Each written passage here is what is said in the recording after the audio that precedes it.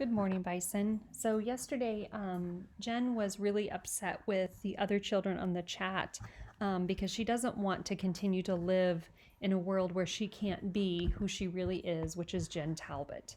And she really believes strongly about this rally. So, chapter 21. In February, Dad got the letter from the government forbidding him from trying to grow anything indoors.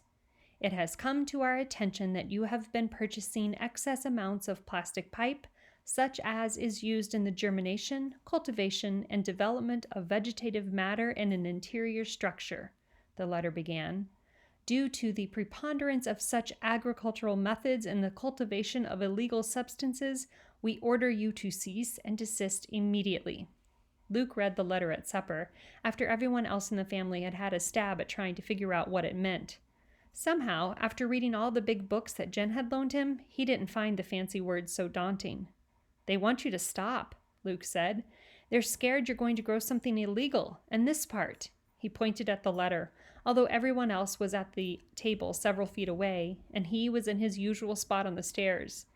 This part, where they say, render all such materials for our abjudication, that means you have to turn over all the stuff you bought, and they'll decide if you're going to fine you or not. The rest of the family looked at Luke in amazement. Then Mark started giggling. Drugs, he said. They think you're going to grow drugs. Dad flashed him a look of pure disgust. Think it's funny? We'll see what you think next year when your feet grow and we don't have money for new shoes. Mark stopped laughing. We'll get by, Luke's mother said quietly. We always have. Dad shoved back from the table. Why didn't I get a permit? He asked no one in particular. Maybe if I just get a permit. By then, Luke had read the rest of the letter. They don't give out permits for hydroponics, he said. This says it's always illegal. This time, he only got a glare from Dad. Luke felt his father's disappointment, and seeing his parents so worried about money made a small voice whisper in the back of his head. Maybe if they didn't have you, they could afford everything they want. But he didn't eat that much, and all of his clothes were hand-me-downs from Matthew and Mark. And how much could it cost to heat his attic room? Sometimes he found ice crystals on the chair he sat in to watch the neighborhood. He tried to ignore the voice. What bothered him more was that, without the hydroponics idea to keep him busy, Dad barely left the farm for the rest of the winter. Luke made it over to Jen's only once in all of February, and twice in March, when Dad began driving around looking for the best seed corn prices.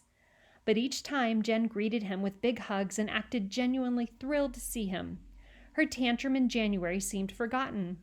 One day, the two of them made a huge mess of the Talbots' kitchen baking cookies. Won't your parents mind? Luke asked when Jen scolded him for attempting to clean the flour handprints off the cabinets and refrigerator and stove. Are you kidding? I want this preserved. They'll be thrilled to see any sign of domesticity on my part, Jen said. Another time, they played board games all morning, sprawled out on the floor of the Talbots' family room. The third day, they just spent the whole time talking. Jen kept Luke enthralled with stories of places she'd been, people she'd met, things she'd seen. When I was little, Mom used to take me to a play group that was all third children, Jen said. She giggled. The thing was, it was all government officials' kids. I think some of the parents didn't even like kids. They just thought it was a status symbol to break the population law and get away with it. What'd you do at the play group? Luke asked. Played, of course. Everybody had a lot of toys, and one of the kids had a dog he brought with him sometimes, and we all took turns feeding it dog biscuits. These people had pets too? Luke asked incredulously. Well, they were barons, Jen said. Luke frowned. He slid down in the soft couch, so different from anything in his own house. My dad says that when he was little, just about everyone he knew had pets. He had a dog named Bootsy and a cat named Stripe. He talks about them all the time. Why'd the government make pets illegal? Oh, the food thing, Jen said.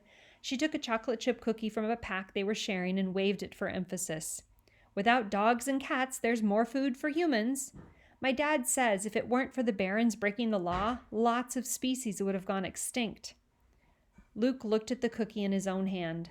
So now was he supposed to feel guilty about eating food that should have gone to animals as well as to other people? Jen saw his expression. "Hey, don't go dopey on me," she said. "It's all a scam, remember? There's more than enough food in the world, especially now that there aren't enough babies being born." "What?" Luke asked. "Well, besides passing the population law, the government went on this big campaign to make women think it was something evil to get pregnant and have kids. They put posters up in all the cities with things like, 'Who's the worst criminal?' under a picture of a pregnant lady and, I don't know, some tough-looking crooks. And then if you read the whole sign, it'd tell you the woman was the worst of all. Another one?" Jen giggled. "It had a picture of a huge pregnant belly with the label, 'Ladies, do you want to look like this?' And women aren't allowed to go anywhere once they get pregnant. So now, my dad told me, there are so few babies being born that the population's going to be cut in half." Luke shook his head, confused as usual. "So why doesn't the government take down the signs and let people have as many babies as they want?" Jen rolled her eyes. "Luke, you've got to quit thinking this makes any sense," Jen said. "It's the government, remember? That's why we've got to have the rally." Luke changed the subject as quickly as he could. "What do women do if they can't go anywhere the whole time they're pregnant? I don't know about humans, but pigs take almost 4 months to have a baby. Do the women stay home all that time?" "Hiding, like us, you mean?" Jen asked, but she took the distraction. "Lots of them pretend they're just getting fat. My mom said she went shopping the day before I was born and nobody noticed. But that's my mom and shopping." And then she was off on a tale about her mother taking Jen shopping in a city 10 hours away just because she'd heard a store sold good purses there. "That's probably the only reason my brothers don't turn me in," Jen said. "If she didn't have me, my mother would drag them around shopping. Can you see those 2 gorillas with shopping bags?" Jen did an impression, walking around with her arms dragging from imaginary loaded-down bags. Even though Luke had only seen her brothers from a distance, he caught the resemblance and laughed. "Your brothers would never turn you in," he protested. "Would they?" "Of course not," Jen agreed. "They love me." She hugged herself mockingly and flopped back onto the couch beside Luke. "Anyhow, they wouldn't be smart enough to figure out how to turn me in without getting the rest of the family in trouble. What about your brothers?" "They're not stupid," Luke said defensively. "Or do you mean, would they ever betray you?" Jen narrowed her eyes, truly curious. "Not now, necessarily, but say years from now. If your parents were dead and it wouldn't hurt anybody but you and they'd get lots of money for it." It was a question Luke had never considered, but he knew the answer. "Never," he said, his voice cracking with earnestness. "I can trust them. I mean, we grew up together." It was strange how he could be so sure because they barely took time even to tease him anymore. Matthew was getting very serious with his girlfriend and spent every spare moment at her house. Mark had suddenly gone basketball crazy and talked to Dad into nailing an old tire rim to the front of the barn for a hoop. Luke could hear him outside throwing balls late into the night. No matter how certain he was of their loyalty, Luke sometimes felt like his brothers had outgrown him. He missed them. But it didn't matter. He had Jen now. Luke kept Jen from talking about the rally the rest of that day, and they didn't even go near the computer. They just had fun. He crawled back to his house a few hours later, thinking that he didn't mind at all anymore having to hide. He could go on this way forever, as long as he got to visit Jen. The leaves would come back to the trees soon, and he'd feel even safer on his trips to her house. And when planting season started, Dad would be out in the fields all day, and Luke could see Jen all the time. But April came before planting season.